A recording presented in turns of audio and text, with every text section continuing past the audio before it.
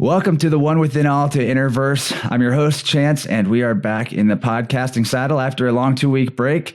And I hope we're all feeling as refreshed and ready to find positive perspectives together as I am.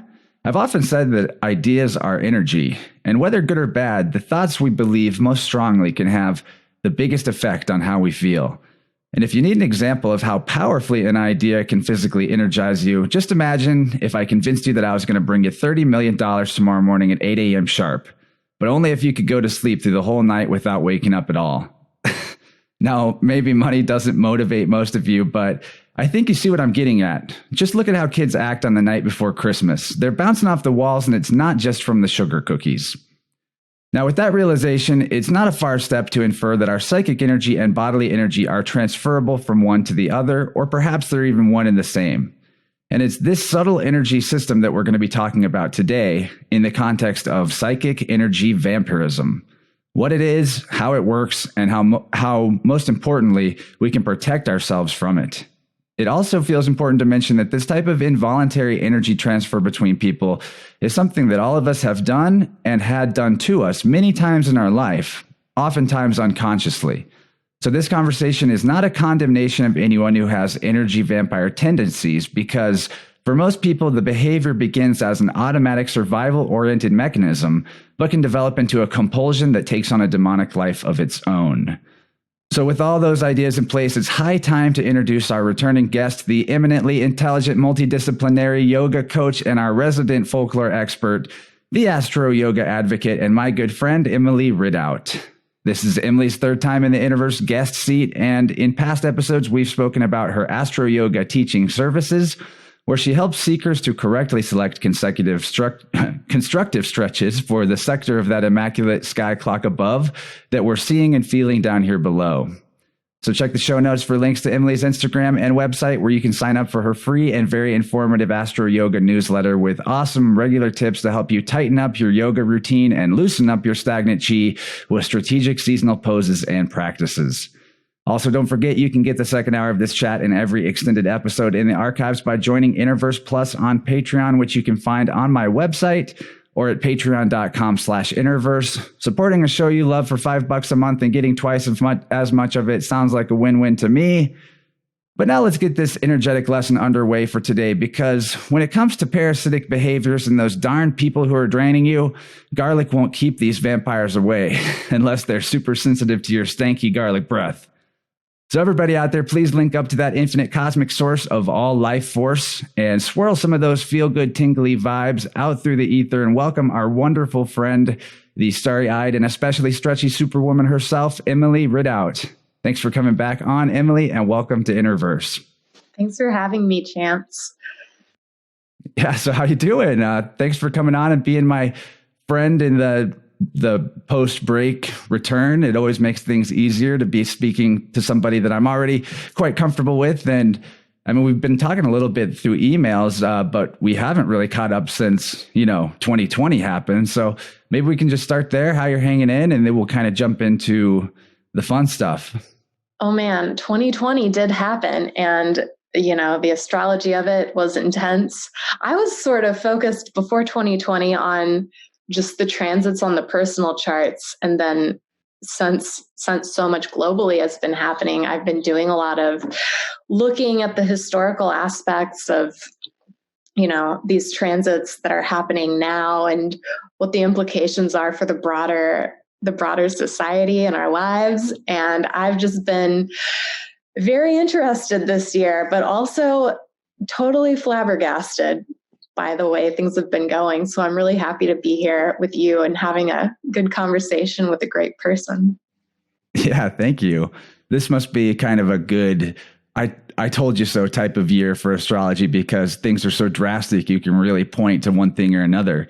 I think that I mentioned with Athen Comenti earlier in the year, I think around June, he's a sidereal astrologer that came on, and we talked about we probably talked about America's Pluto return, but maybe not. I know that you and I just spoke about it offline, but yeah. So what is that about? Before we get in, it is, a good idea to maybe have astrology on our mind, because we want to lead people into that level of investigating the self through the stars. But Yeah, let's talk about this Pluto situation, because I think it really does inform the idea of psychic vampirism, since most of the vampirism that goes on is under the surface in the unconscious, which is sort of Pluto's realm.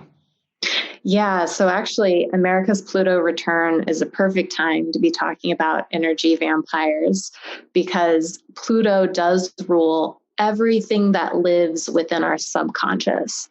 And beyond the subconscious, because the moon also rules things that are not conscious to us always, there's a depth to it where it rules not just the subconscious and the unconscious, but the unconscious shadow.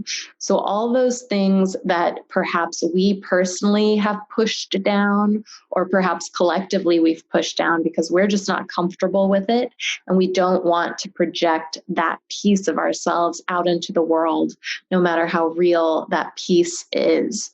So a human being will never have a Pluto return in a lifespan, because a human, to my knowledge, has never lived more than 200 years. I think the oldest person ever that we know of was 121 or something, but don't quote me on that. But there could be some Taoist wizard out there hopping around the mountains, 330 years old.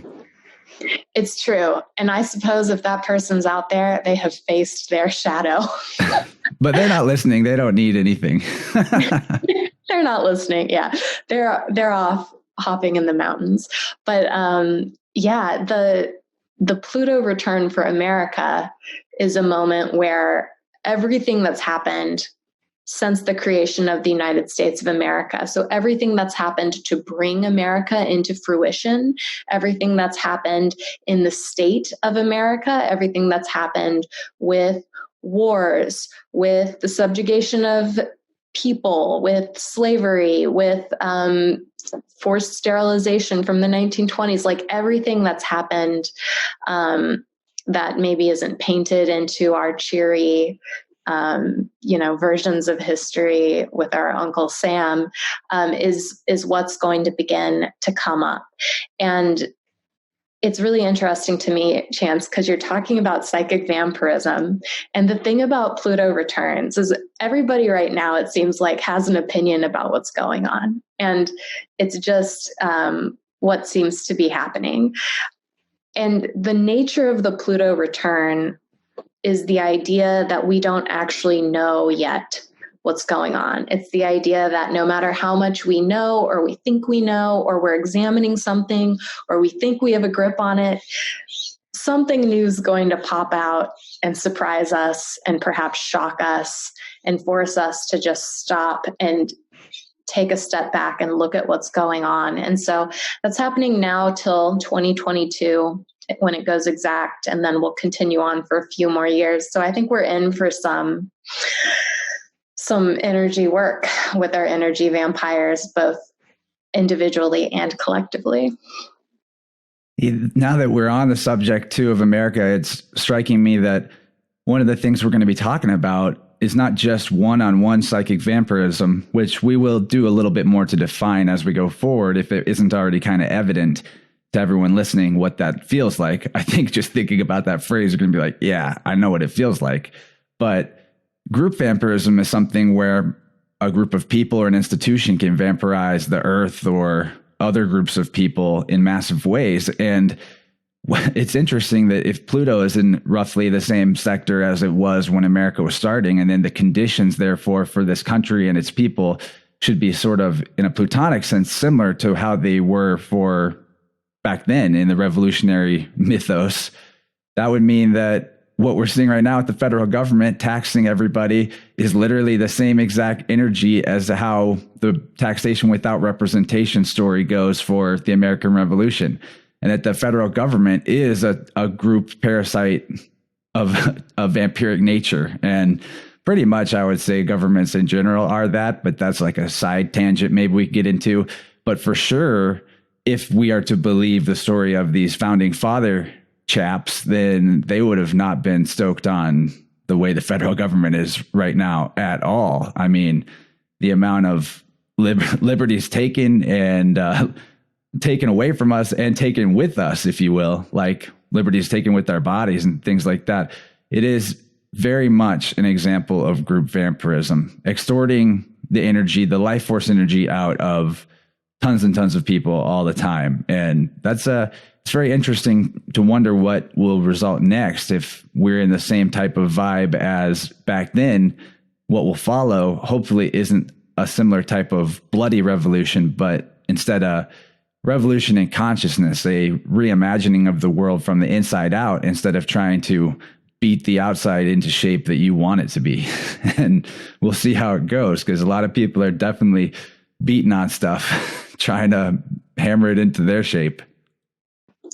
It's true. And I would argue sensitively that the astrology this year is actually more intense than the astrology of the year in 1776. It's kind of interesting, right? Because the founding fathers, a number of them were astrologers. So like Benjamin Franklin totally knew what was going on with astrology. And what's interesting, though, is they had no idea back then, at least not in sort of the general sphere of things, about Pluto existing. So there's some evidence in some of the mystery schools that people suspected Pluto existed, but the founding fathers wouldn't have known that Pluto was in a sign of business, and as you mentioned astutely, taxation. At the time when they were founding it, they were more focused on, I think, some other things that were pretty good placements.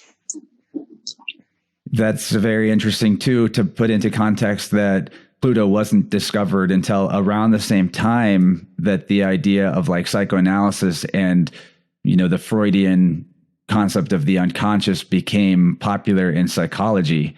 And so, interestingly enough, Pluto gets attributed to that as it popped up at around that time, and we became aware of it in the masses. But when it comes to extended consciousness abilities, especially in the deep mystery schools where the information will never see or, touch anyone's ears or eyes that isn't granted it, I mean, there's potential for things like you wouldn't have needed a telescope to know about Pluto. You would just like remote view it and know that something existed out there. If you really are one of these like super advanced mystery school consciousness explorers, which, and that stuff, as much as I kind of, dog on like the Freemasons and things like that when I'm talking about secret societies, that wisdom back at a certain point in human history was kept secret because you'd get killed if you had it, because there were other group vampire institutions that would come and wipe you out if you were a heretic. And we don't need to talk about who that is yet, but maybe we'll talk about them later in the show. But let's segue into the conversation about, defining psychic vampirism as best we can, because once we lay that as a groundwork, hopefully it's a takeaway people can start applying to their own behavior and in their interactions with others. Not to necessarily condemn someone because like, oh, they're a vamp, they're constantly vamping me, but to realize when basically you're not connected to your own infinite energy source, the cosmic energy source, because if you're even able to get drained, then that means that you've got a hole, if that makes sense. There's a puncture there that is something that's coming out of. But we'll start at the beginning and talk about this concept. And if you would like, we can go ahead and weave in, the folklore of the actual vampire and how people might not realize that the idea of energy vampirism precedes the blood-sucking vampire, and that the latter is actually based on the former. But it makes sense to me.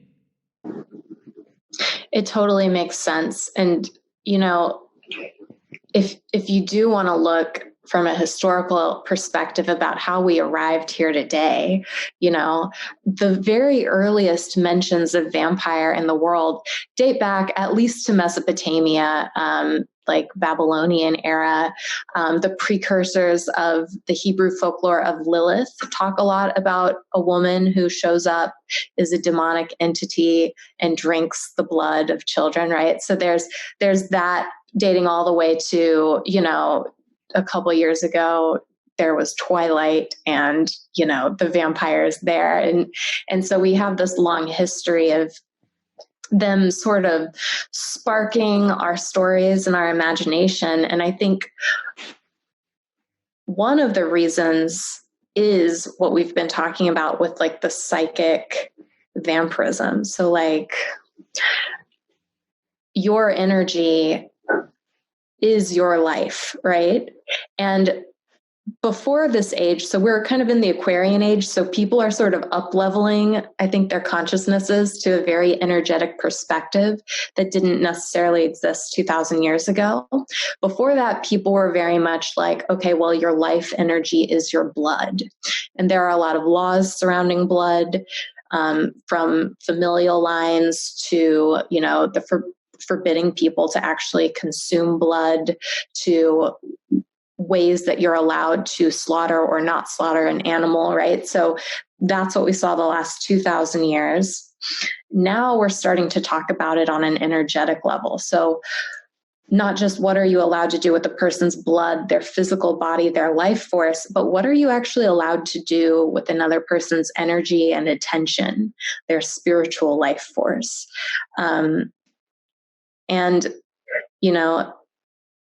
The image of the vampire is so potent because they can actually pierce your energetic field and take.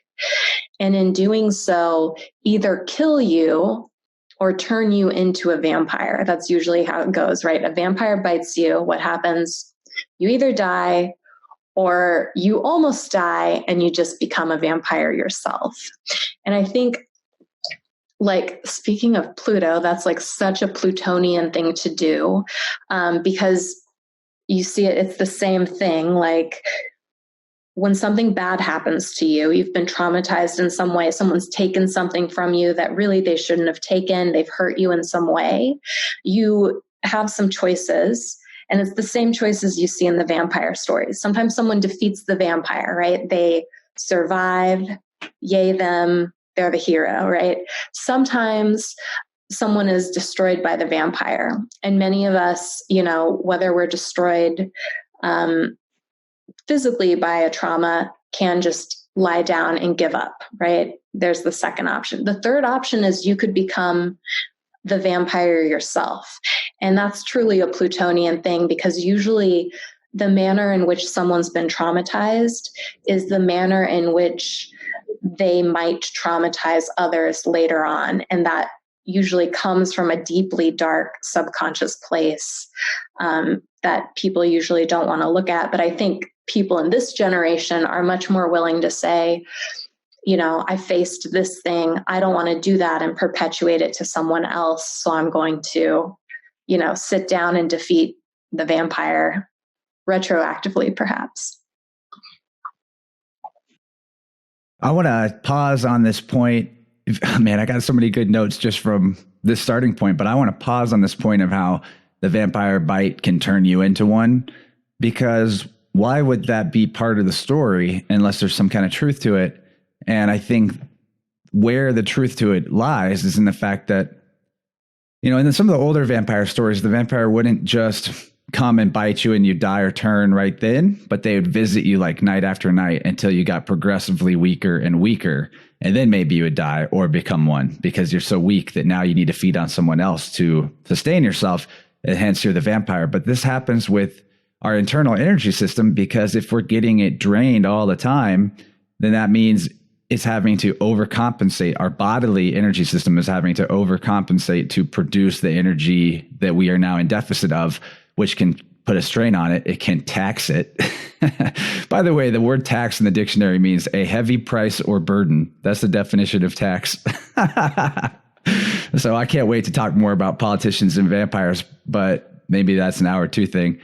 Still, the idea is that if this system is damaged, then it's not going to produce well. And then you're going to be in the position that the vampire was in when they came to you, which is that they can't produce energy on their own. They have to feed on you, which is a perfect allegory for this idea of being the living dead, because you're animate, but there's no life force within you. You're just taking life force. And this is like the very definition of a demon in a way. And left unchecked, these type of behaviors, which often are inflicted on us when we're young, and then we think that that's just the way that we survive and we don't realize we're doing it.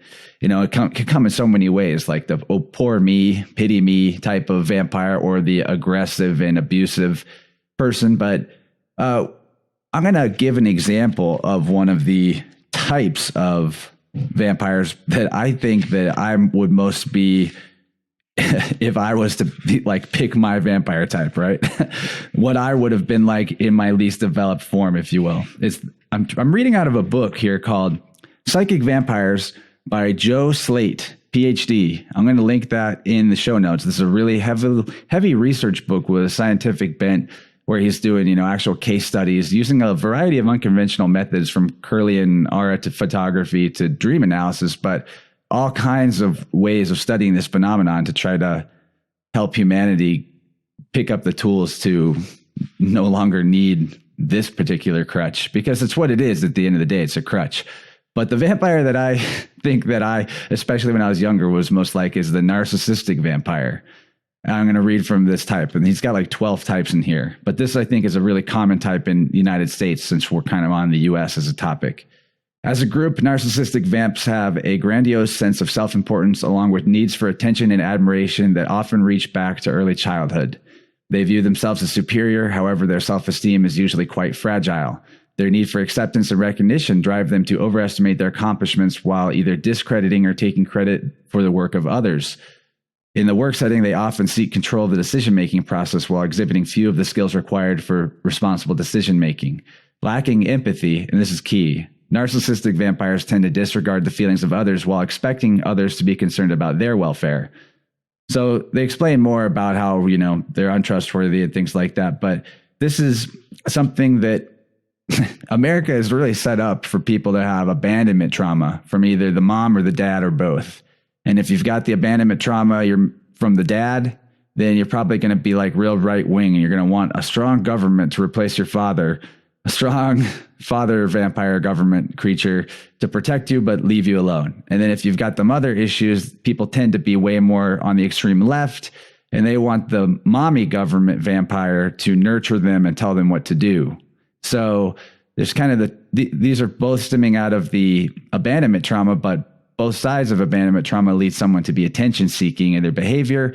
And I mean, what nation in the history of the world has ever been more like fame obsessed and celebrity obsessed than the United States? And so I think there's a narcissistic vampire in all of us, and that's just one of the types, but I think it's a really common type. And I myself think that my behavior in the past was heavily exemplifying that type of dynamic, and that I had to recognize and work on it in myself. And I still think pretty highly of myself, but I think it's a little healthier than before. Go ahead. Oh, go ahead. No, go ahead.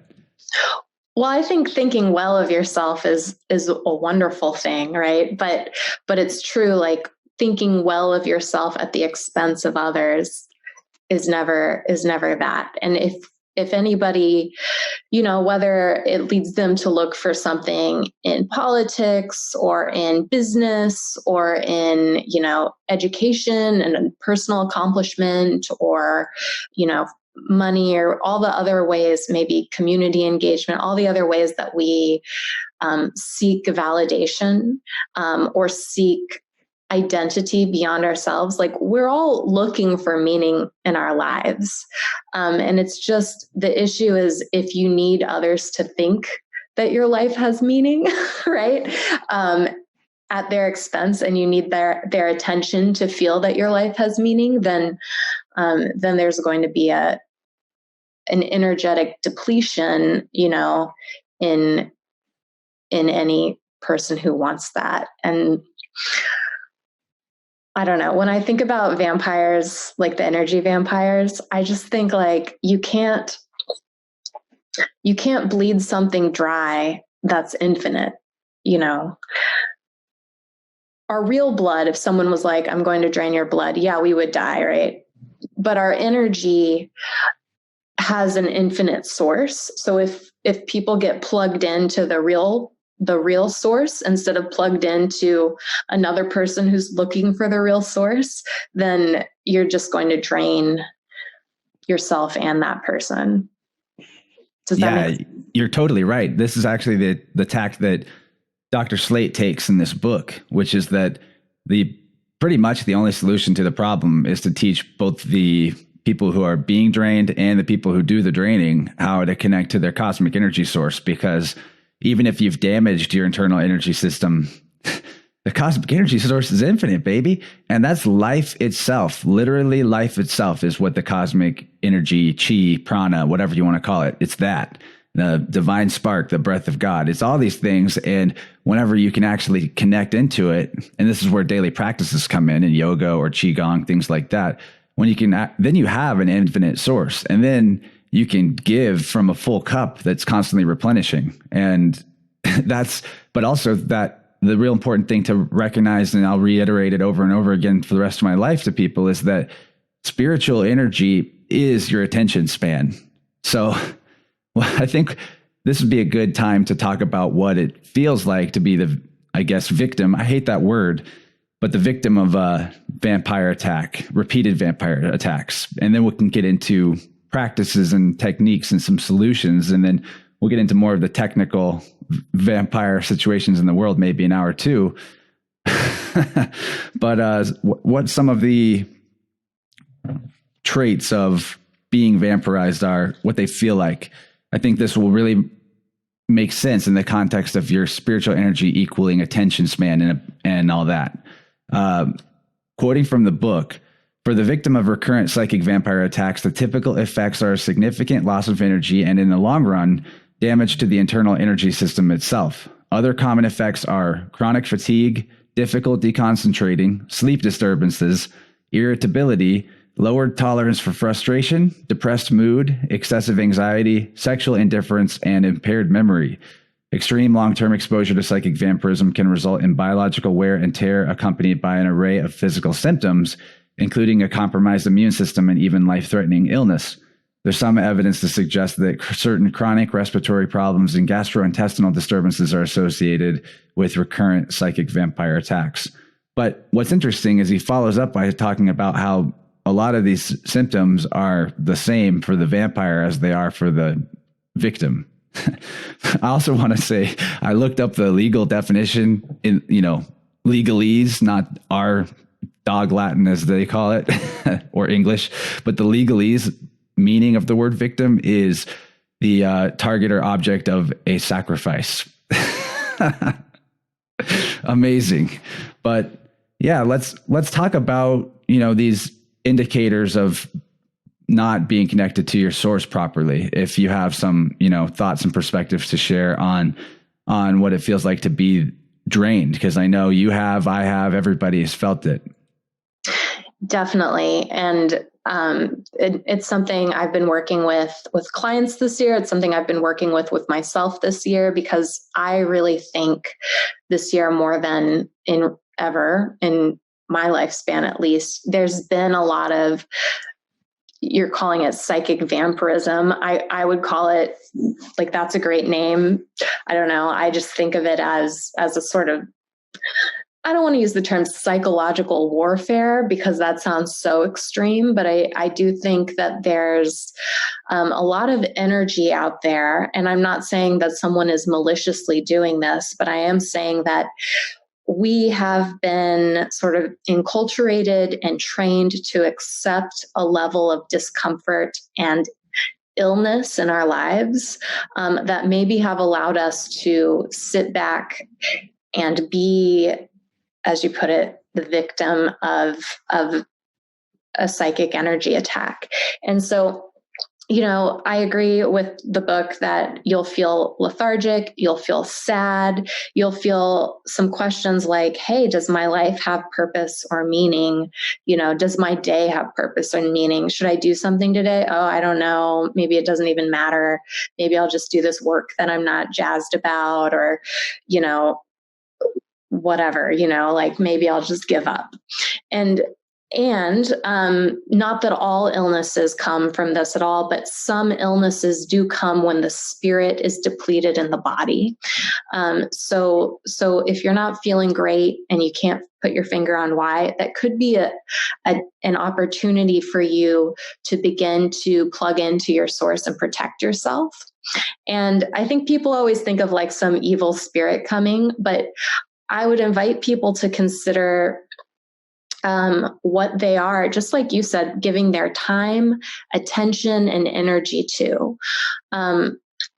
Are you giving your time, attention, and energy to a healthy lifestyle, connecting with the people you love most, your chosen spiritual practice, your chosen physical and energetic practice, your life's work and passion? If you're doing that, you're probably not going to be susceptible to vampirism, unless if that set of things I just mentioned are not connected to the highest good. So the number one thing that yoga, astrology, all the energy works teach, if you're not doing black magic, which would be like if you're trying to not be the vampire, right, is that you surrender what you're doing to the highest good.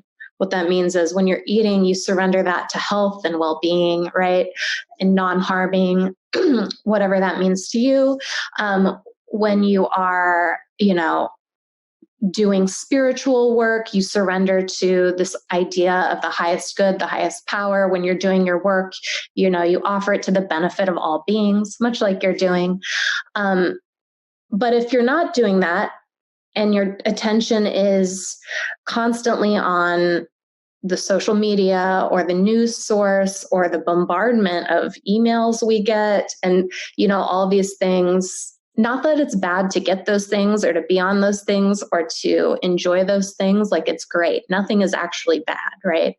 But when you allow those things to dictate your life and you start acting out of habit that serves those things rather than serves your true highest purpose and good, then you're going to be the energetic victim, right? Then you're going, because if you think about it, if something's a habit, if you just pick up your phone and look at it out of habit, which I totally do sometimes, you're not acting consciously, right? You're offering it your time and attention when you could have been using that focus to feed those things, that you care about and to plug into the cosmic energy source, right? And if cosmic energy source sounds too crazy, people can just plug into nature. Like it's literally that. That's what it is.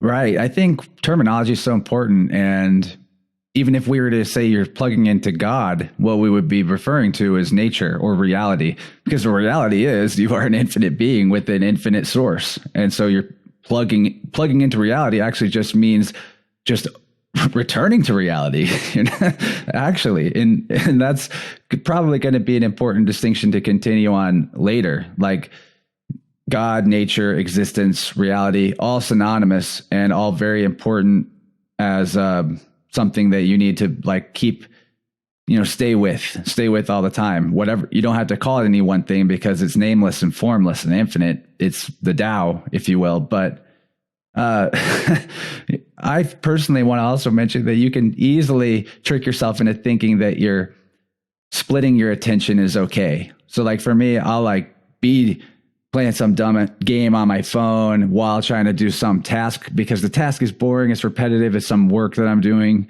And so I'll be trying to split my attention between the two things. But then later I come back to the thing and I was I thought I was doing fine on it. And I revised my work and I'm there are so many mistakes here.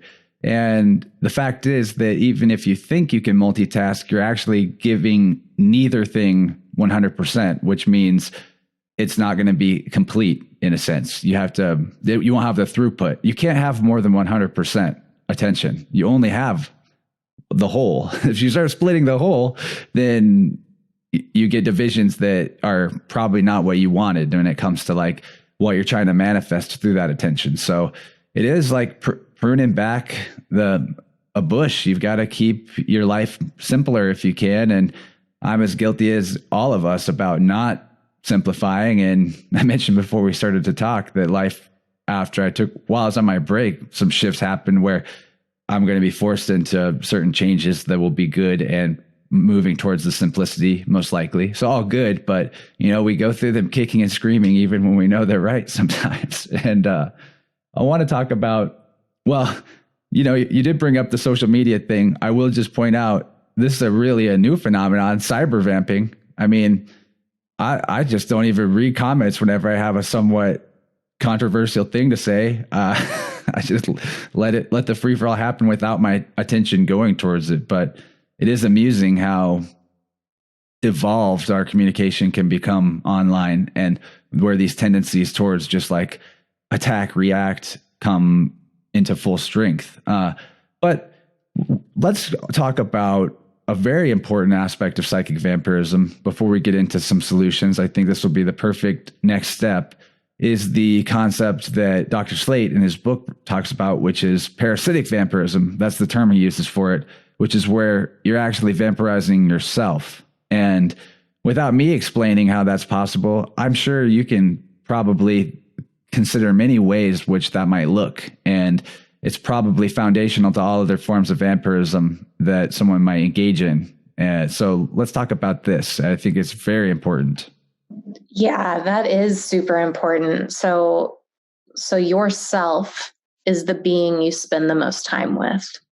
And even in a 2-person vampire situation, just to keep it simple, there's an agreement there. No one can enter into a relationship without also being in the relationship, right? Like no one can vampire you if you're like, oh, I'm just not involved in this. Sometimes we are victims of actual crimes and stuff, and it's a big mess. So I don't want to like victim blame, but to say like you have sovereignty in your ability to say, no, I don't want to engage with this. You also have sovereignty within yourself. And each of us, if you want to get into Jungian psychology and all of that, you can start to look at yourself as really a multi-elemental being, right? And your multi-elemental being has different needs at any given moment. And sometimes, even though we exist and abide in wholeness, those needs are conflicting, right? Like you mentioned, like playing a game on your phone while doing some work. Well, your mind wants to be engaged in something that keeps it busy, right? Like the monkey mind. The body wants to be engaged in something that keeps it feeling good, right? And, a lot of what we do is to feed the mind, because I think in America particularly, we believe we are our minds. Of course, you and I both know that's not true. We are not this mind. We are not this body. We're something infinite. But when we start to identify, we're actually no thing. We're not even a thing. You know what I mean? Thingness, like we're a verb, not a noun, if you catch my drift. Yeah, we are a being. We are, right? So yeah, totally. Which is why the 0, if you want to just like study numerology, like just study the number 0 forever, right? You'll learn everything that astrology, zodiac, the mystery schools need to teach, right? That's it. It's not even 1. It's and in a funny way, if you turn the 0 the right direction, it becomes a 1. Or if you turn the 1 the right direction, it becomes a circle in a sense. Like it's really, the left and the right, the duality paradigm, it's actually a mirror system. And it's very interesting. Like even your left brain can take on attributes of the right brain if the right brain's damaged. So I think this idea of balance between the thingness and the beingness is definitely a key here, because if you're too identified with the thingness, you're putting artificiality before reality. And that's basically the main root cause I'm discovering of like practically everything that's going wrong in the world is people putting artificiality before reality. So like we can create artificial ideas and then things that are not of nature in a sense, even though we are nature. But these sub-creations are needing to be aligned with the laws of nature and not doing damage to nature, because if our creations harm nature, we're harming ourselves. It's our nature. We are properties of nature, as in we're expressions of it. So nature is us. And this is all a long way of kind of circling back around to vampires a little bit, in that your immediate reality will shift, as you said, once you put up a sort of psychic defense or wall. Like if there's a certain person who has been vampirizing you, I'm going to give an example, an anecdote from my own life. 5 years ago, I had been in a brief relationship with a person who ended up being quite vampiric, and I cut off contact from them, but there was still like this lingering energetic connection where, like, I don't need to go into detail, but things would happen, or what have you, that let me know that this person was still like trying to remotely juice me, if you will. I don't know. That's as simply as I could put it. And it's definitely a real thing that people can do. Higher level vampires that are acting no longer just on instinct, but they kind of know what they're doing and they've been practicing, that's a real thing too. So that's what had happened with me and this person. Is I had bought the two of us tickets to go to a New Year's Eve concert. And then when I stopped talking to this person and avoided all contact as I could, I still had this tether. She still had a ticket to this show that I had gotten for her. And what ended up happening was one night I decided to just like do a little ritual, a little ceremony, if you will, to symbolize me disconnecting the energetic tether between me and this person once and for all, for good. And I did this. It only took like 3 minutes. And the wildest thing was right after I finished and like got up from where I was kneeling, my phone vibrated with a text, and she had texted me saying that she emailed me her copy of the ticket to that show because she couldn't go anymore. And I hadn't spoken to her directly for months at that point. So she hadn't texted me. I hadn't texted her, no calls back and forth. It was just like this completely non-physical energetic tether that was going on. I cut the cord on my end, and boom, like literally the physical artifact of it was that she has the ticket that we were both going to go to the show and be in a future event at the same place. And then now it's not happening. Does that all make sense? Like synchronicity will align to help you. Like that's kind of how this works. It's like when you're getting back to God or to source with your energy system, then also you're gaining a layer of protection, if you will. And it's very real, but you gotta like know it's there first. And then it's like a superpower that gets stronger every time you remember that you have it. Definitely. And, we as human beings we're in a really special place, right? I loved what you said. You said it so beautifully about putting the thingness before the ultimate reality of truth, and how important it is to put the ultimate reality of truth first. But we as human beings, right, we're able to plug in to our higher selves, to our higher source place. We're also able to feed and sustain each other. And so when we're talking about vampiric energy, right, like it's important to, I think, notice that we share energy with each other, and that's okay. That's actually essential for being a human being. Like if you're not sharing your energy field with others, you'll also become probably sad and lonely and depressed. This is empathy. Right. Empathy, empathetic connection, compassionate connection. Maybe the most enlightened beings would be fine being all alone their whole lives. Most of us move in and out through glimpses of enlightenment and then moments in our more subjective lives, right? And so, positive friendships, positive relationships, those can all be a huge boon. It's when things become, one person takes and one person gives or is taken from, right?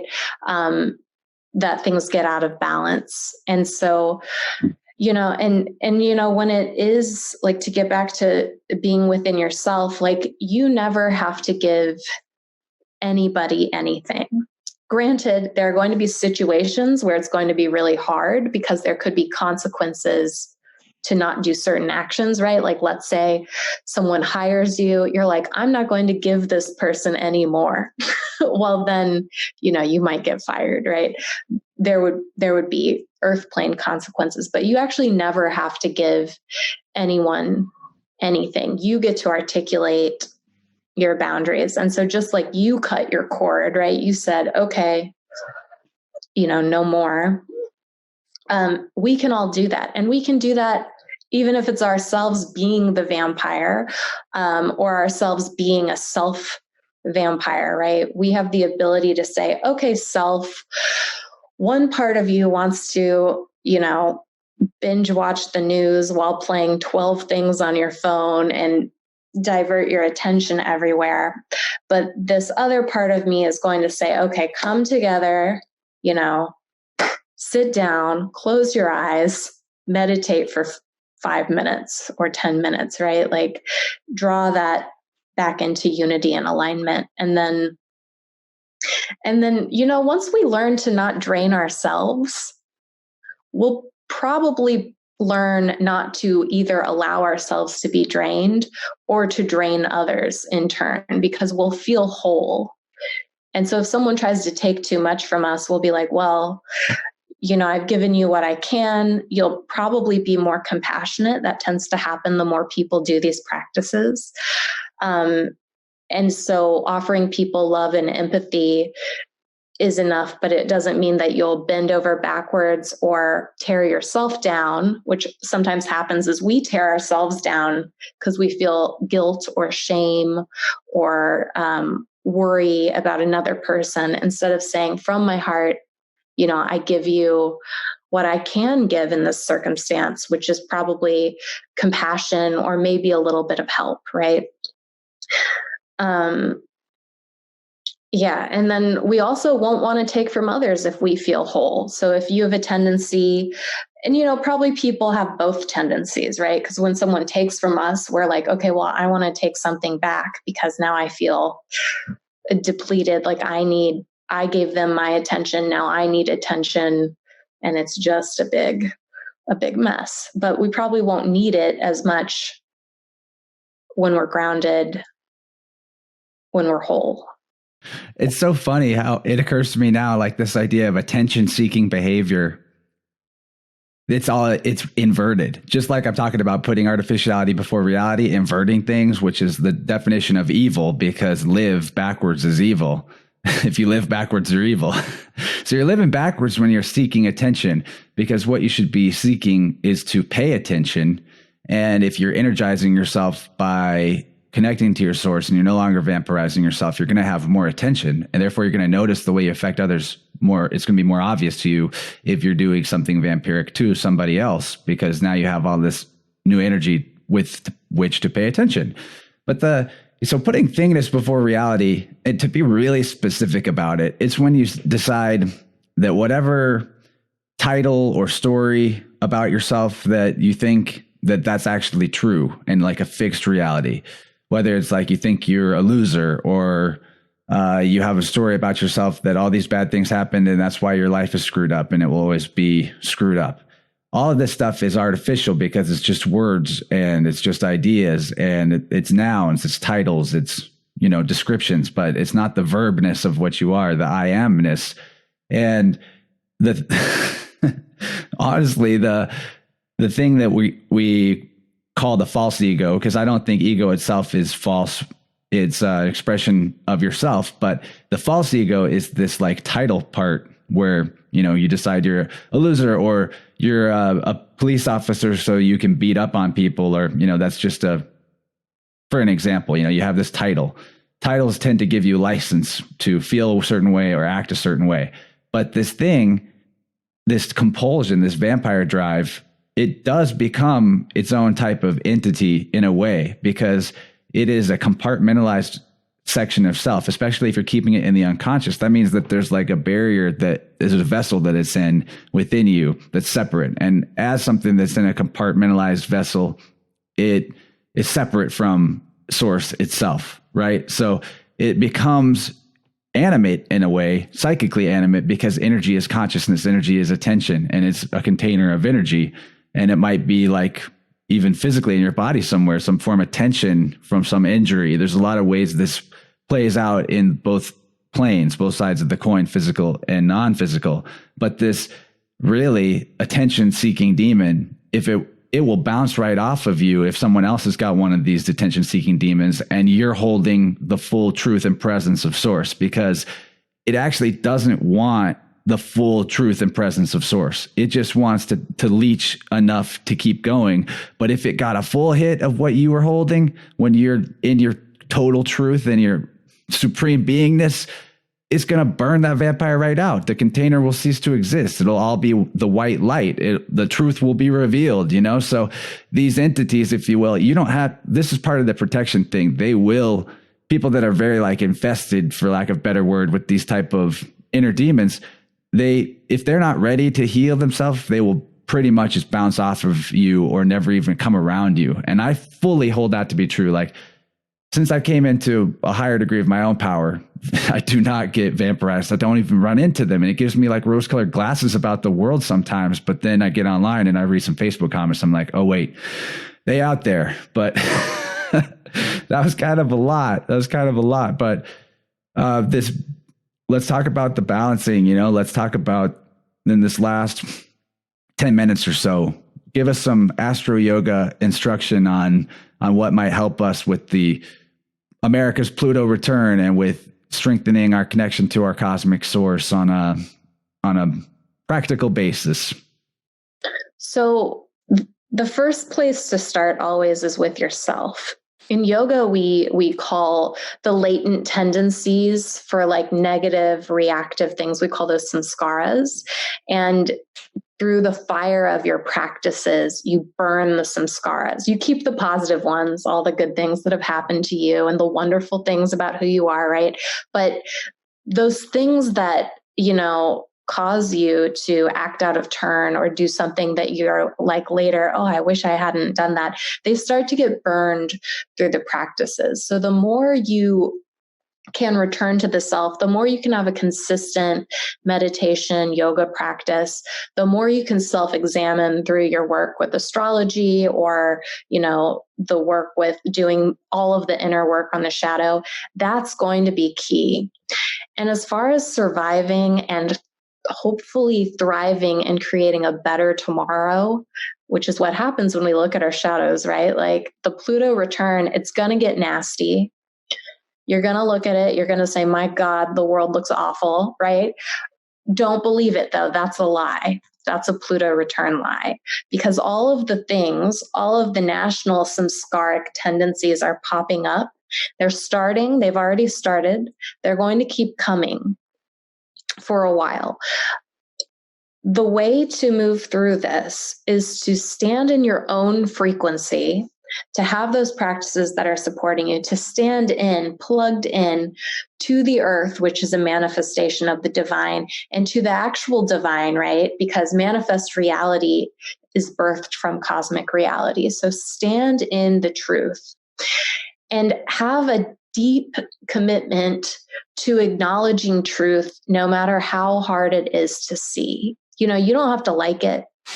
But if you have the commitment to say, okay, I'm standing here and I'm able to see, you know, only what you can see right now, which none of us can see the full truth at any given moment. But if you're willing to just stand there, if you're willing to not identify with the mind and to allow the mental attitudes to change as new information comes in, and to note that the energetic resonance within your body is actually always capable of returning to your true self, to your true state of being, you'll start to be able to deconstruct the controlling narratives that pop up in our culture. You might even begin to deconstruct ideas about like, you know, what is the nature of money? What is the nature of the world I live in today? What is the nature of the way we've set up our cultures and our communities and our nations and our lives and our, you know, international diplomacy? Like, what's good about it, you know, and what needs to change? And how can you stay anchored in your true self, no matter what gets taken or added to you on the external physical plane? I love it. And I think that really we've got the type of audience that I trust you guys out there have all got. You already know in your mind, like, well, this is the thing that's my path. This is how I build up my bodily energy. And also, don't let the idea that you're not doing it enough begin to vampirize yourself, because we could easily do that too. Like, I haven't done Qigong in 2 months. I'm screwed or whatever. Like, I'm never going to get back into it. But maybe this is me, I'm giving myself an example. I haven't done Qigong much for the last couple of months, but in contrast, I've been doing really good workouts with weightlifting and some cardio that I wasn't doing a whole lot. So just like allow yourself the mental flexibility to know that as long as you're doing self-edifying things and like, you know, the truth, then you're also going to know intuitively if like, okay, I've been lifting weights for too many weeks without Qigong, and maybe today I should just take a rest day from that and work on my inner energy system, or maybe I should be doing both, or whatever, but not to beat yourself up over anything, because that's just subtracting from the greatness that you are.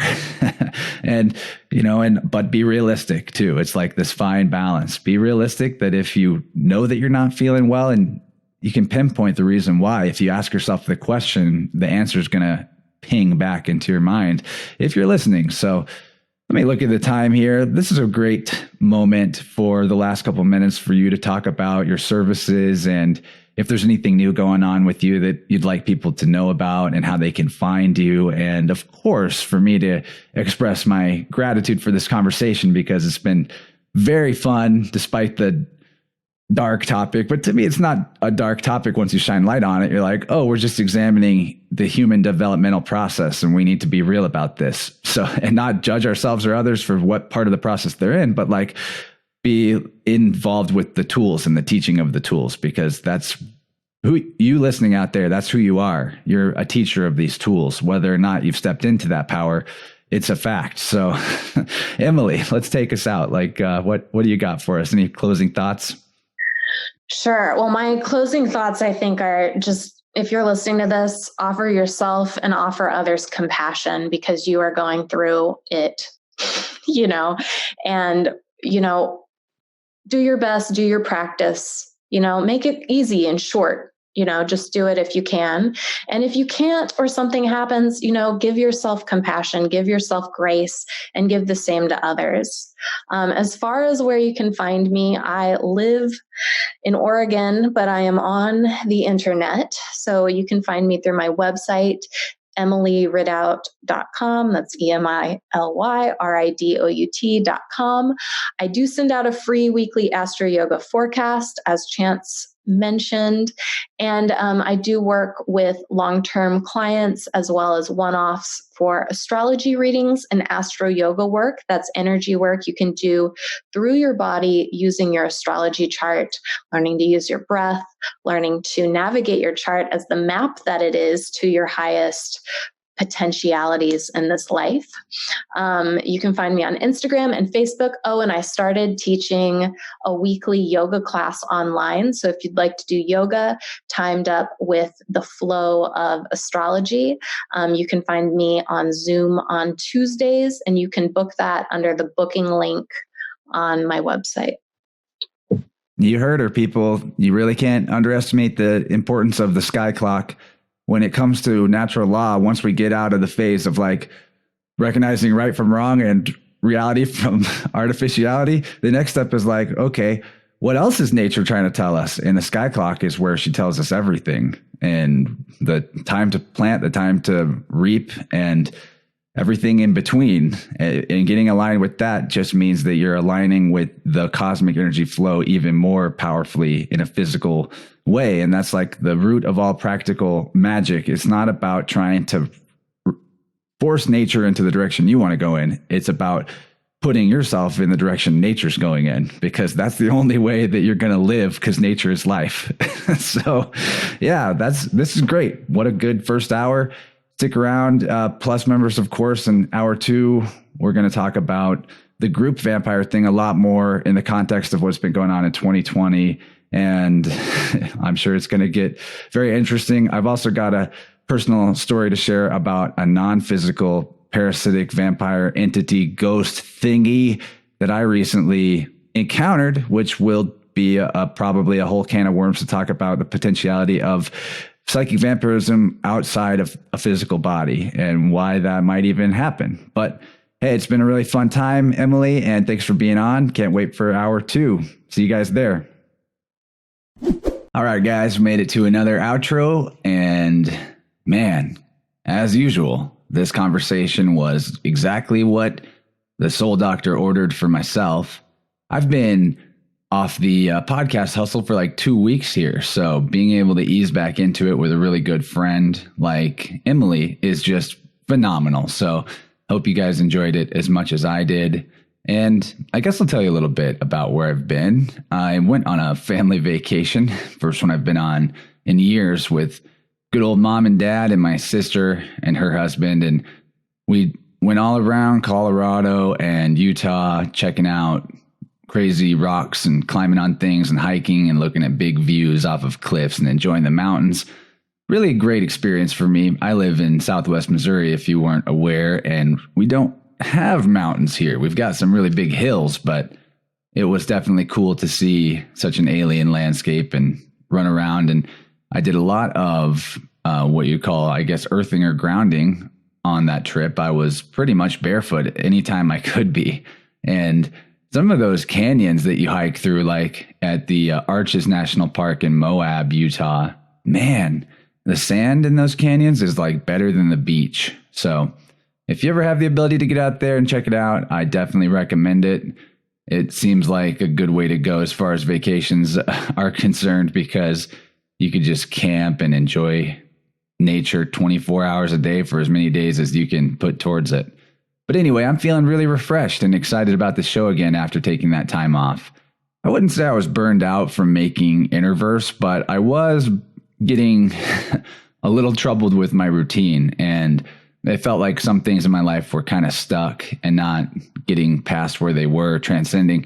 And being out of town and changing things up for a week like that forced me to kind of take an entire extra week off afterwards, which wasn't my original plan, because when I returned, some things that were stuck in my life just started to kind of shift automatically. So I gave myself even more time than I originally planned. I'm glad you guys were patient. Nobody was like, where's the show? Maybe that's a bad thing. Maybe it'd be better if you were patiently waiting. But my hopes is that during the break, you just use the time that you would have been listening to InnerVerse to check out other content that is deserving of your time, because I certainly don't want to monopolize it. It freaks me out, some of the podcasters out there that do like 5 episodes a week. You know, Joe Rogan Experience, 12 or 15 hours of content per week. If you really wanted to be a fan of that guy and follow what he was doing, pretty much wouldn't have time to do anything else. So I hope that you guys did enjoy the other things that you were doing and checking out while InnerVerse was on that miniature hiatus there. And I think that we're all coming back to these ideas with fresh eyes and hopefully the enthusiasm that I felt about having this conversation. And wow, this thing about psychic vampirism really is wild stuff, because we all can relate to it, but most of society just ignores that it's a thing because we have like the materialism idea going on, I guess, and we forget that we are energy, and that even our bodies are energy, and that energy is like first things first, right? So I will say, I think this conversation pairs really well with a few weeks ago, a couple months ago, I guess, when I did a conversation with Eileen Day McCusick, who I call the tuning fork lady. We talked about her sonic slider and just bringing clarity to our vibration. And I like that phrase better than maybe saying, let's raise our vibration, because you could have something vibrating really rapidly, but be off balance or, not actually in tune. You can vibrate the shit out of a guitar string, but vibrating it harder when it's not in tune, it's not going to do anything better for you. It's just going to make the sound that doesn't sound good get louder. So we got to realize that before we start trying to like ramp up our chi and our energy levels, we should maybe get the stagnancy out of the whole system however we can, and bring clarity to the sound and the tone of what we are internally. And this is all very like, I guess you could call it word salad, maybe. I mean, some people accuse me of just using like metaphysical new age word salad to talk about stuff and not actually saying anything. But I think we are saying something if we can. It's just hard to put into words these energetic things, because you could describe it in a million ways. But at the end of the day, it's your own deal. Like, you're the one that has to build the bridge between your cosmic and your bodily energy systems. But yeah, that Eileen episode, go check it out. I've been in touch with her lately, and I'm really excited about what she's going to be up to next. And her tuning fork processes and just the ideas in general that we had in that conversation, it would be, perfect for actually bolstering yourself against psychic vampirism and making sure that you've got the level of energy, which is consciousness, which is awareness, to pay attention to your own behavior well enough to not ignore whenever you're doing the vampirism thing. I know vampirism is a strong word because it's like there's a whole spectrum. Some energy vampires are definitely not doing it on purpose, so you wouldn't really maybe even call them a vamp. But others are like, according to the book by Joe Slate, that I referenced in this conversation, he encountered in his clinical studies lots of people that actually knew they're doing it on purpose. So those are like the higher vampires. But anyway, at the end of the day, all of us, what stage of vampirism we are in or have surpassed, we do need to like bring this knowledge to humanity, because we can cure both the victim and the transgressor by helping them connect up their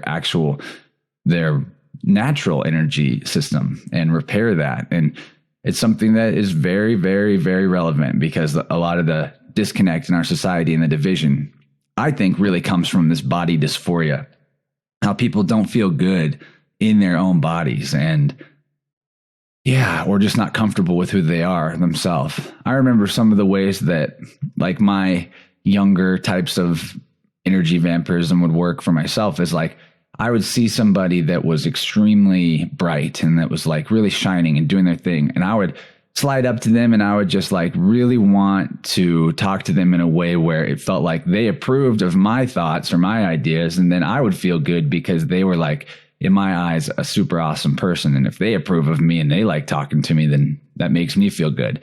And that's not exactly like I'm hooking into them and trying to drain them on purpose, but in a way, it's like I'm going to somebody and I need something. I need this validation, right? And that's a stage in the development that we can get through. And luckily, if you're looking for validation from people that are actually activated and attuned, then you will get the validation and you won't hurt them. So I guess like what I'm describing isn't exactly vampirism, but at the end of the day, all of these drives come from a need to be seen and to be approved of and to be loved. And if we're not loving ourselves on our own, then we will look for the outside sources of it. But if we are loving ourselves correctly, then everything around us is going to feel like love. So that's sort of the way to do it. Let's talk about that though, like actual techniques. I planned to read this short page and a half or so about one of the practices that is a strategy for defending against psychic vampirism and strengthening yourself. You all out there maybe already have this type of thing going on for yourself, like a way to do this. But if it's not something you've thought about before, here's like a template that you can apply and you can make it your own as you go. But these type of superpowers, like these energetic superpowers that we have, whether they're defenses or they're empowerment, kind of the same thing actually, it's a mental intention that triggers it. But you need to actually know what it feels like to have the empowerment, because that's how you bring it in. You like tune yourself to the feeling of the empowerment. So this technique involves like body scanning as a big part of it. And that's where I think a lot of meditators actually get left behind, because maybe they weren't taught this idea of body scanning. They were just put into like the pure breath work. And doing the pure breath work will give you more body awareness and kind of get into some automatic scanning. But this is a cool tactic where you just go through from head to toe and try to feel out every part of your physical being. And I mean, I should do it more. Everyone could do it more. Just know that part of the trap of thinking that you need to do more is that you forget that being is actually what you're doing and that you don't need to, think detrimentally of yourself because you're not doing whatever the energy hygiene thing is enough. But if you feel drained or you feel off balance or you feel like you're not able to focus or pay attention, this type of a technique is great. It doesn't even necessarily need to relate to one-on-one energy vampirism with another person. This is just a psychic empowerment, energetic empowerment that we can all get into at any time. So I'm going to go through this. It's a 5-step process, very short. And if you want, you can settle back in your chair and close your eyes and actually do this now, or pause this and come back to it whenever you have a few minutes to take time with this technique. You might pause the recording between steps so that you can take time with each step, but just do whatever you want. I think hearing it described will give you the framework that you could do it later without needing to be guided through it. But all right, here we go. Step 1.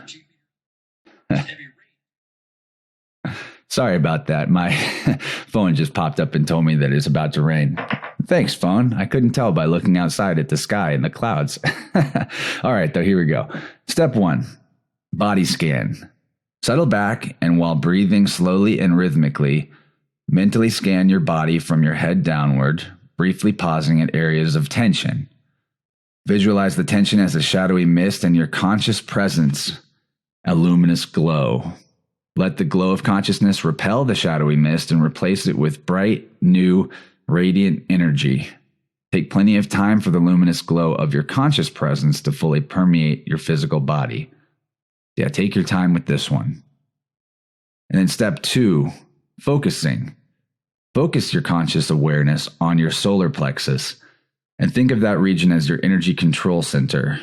Visualize your conscious presence at that center as a bright, supercharged force that activates and fortifies your total energy system.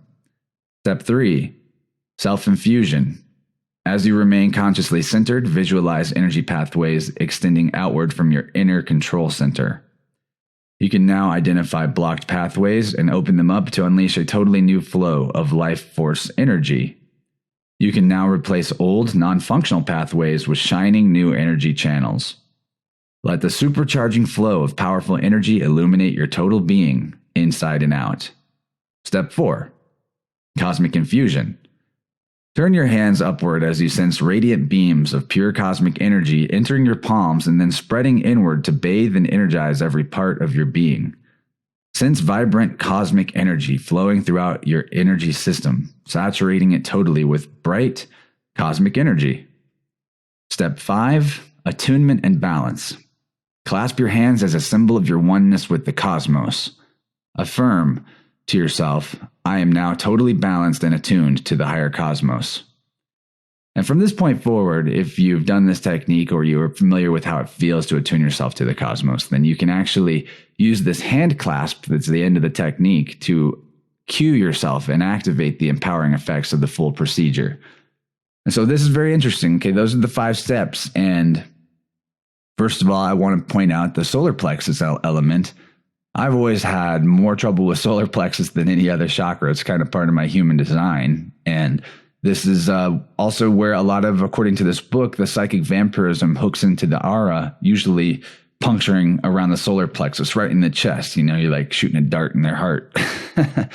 But this is very, very easy to do. The cosmic infusion step without even needing to do the rest of the steps. If you're like, especially if you're outside, a good way to practice the feeling of what he's describing here, of putting your palms facing up and feeling the flow of cosmic energy entering through the palms, which are a chakra point, entering through the palms and spreading through your body. If it's hard for you to like imagine that feeling, then try going to the sun for that and face your palms towards the sun. This is something I figured out a long time ago on my own.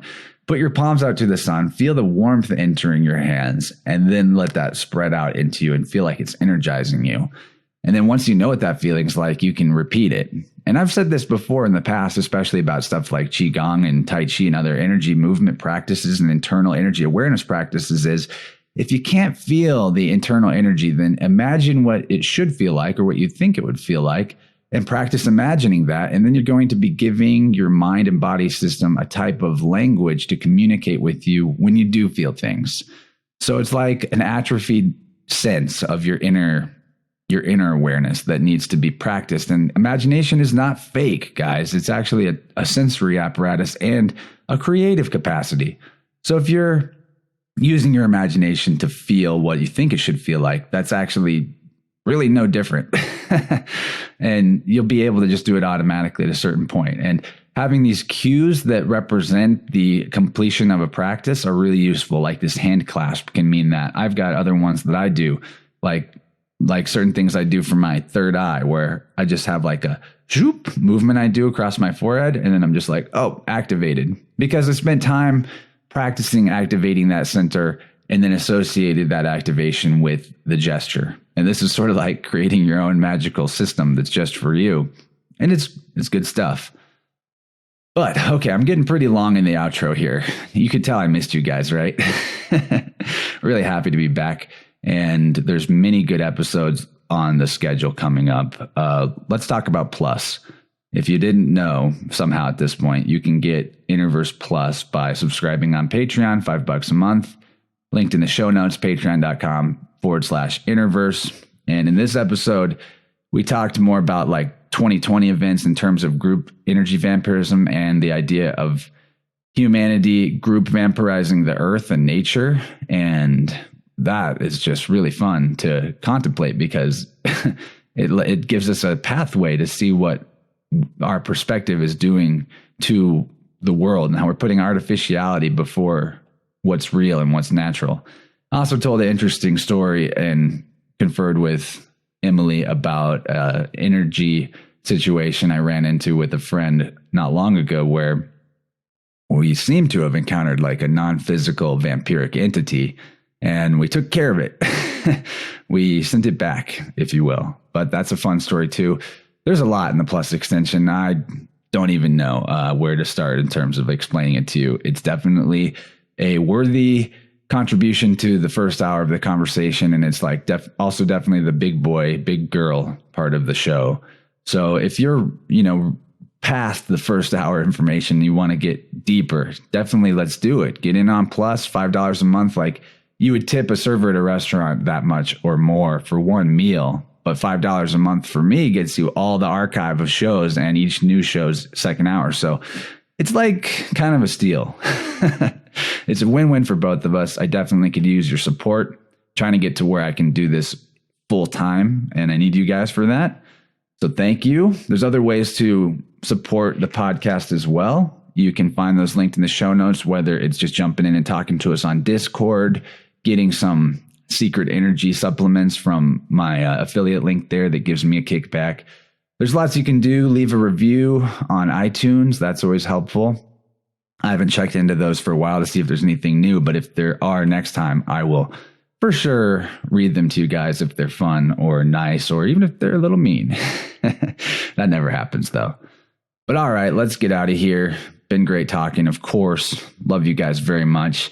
And if there's one thing I left out of this outro, it was exaltation of the great Emily Ridout. She is a wonderful gem of a person, and I loved that she was the one that aligned for me to have this conversation with, because as a yogi, as an astrologer, and as a folklorist, this all converges into this idea of both the folklore of vampirism and what it really is on an energetic level and how that works, and how our internal archetypal dynamics may cause more types of vampirism in some people than others. And that's the astrology side. So all around, she was a great person to talk to for this, and definitely go follow her on social or contact her for consultation. Get her newsletter at emilyridout.com. Totally free, and she'll give you great seasonal astro yoga updates. So that's it, everybody. Feels good to have this episode out to you guys. I really did love it a lot, and I love you guys. I appreciate all the nice messages I've got from listeners over the last couple of weeks and just, forever. And it feels like we're getting more connected than we ever have been before. And I'd love to hear from more of you. And Discord's the best way to do it, but you can email me or hit me up with a comment. I do my best to at least read them. If I have time, I'll respond too. But just know that I really appreciate being connected with all of you. And I think that this is the point in the timeline where humanity definitely has the choice to transcend energy violence and psychic vampirism and become our really whole and infinitely empowered selves. So I love it. Life's good. Talk to you guys soon. Bye-bye.